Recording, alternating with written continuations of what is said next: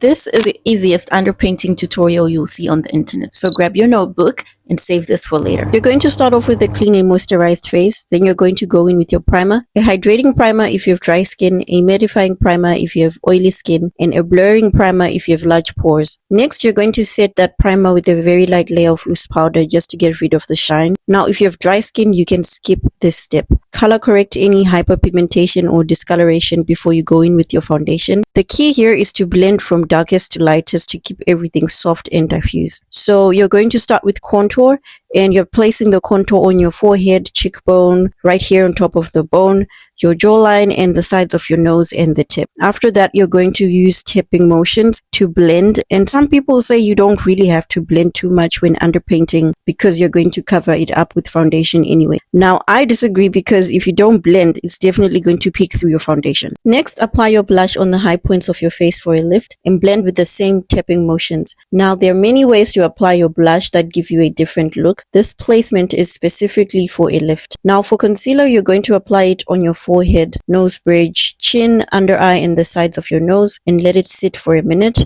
Then blend with the same tapping motions using a concealer buffer brush, making sure to tap lightly under the eye so that you don't move the concealer. Please really take your time while blending because, like I said, if you don't blend, it's going to peek through your foundation. After blending that concealer, spray your setting spray to kind of reactivate all those creams and make it easier to blend. This step will ensure that we have a seamless base underneath our foundation and that we don't add too much product. Finally, foundation. You're only going to need half a pump, nothing more. Work that brush in on the back of your hand, go around your contour first and blend wherever you feel there is a harsh line. Keep going back in on the back of your hand. No need to add any more foundation. The foundation is acting like a diffuser. It's just supposed to blend out any harsh lines and blend everything together. This is the final look. Ask me any questions you may have in the comments.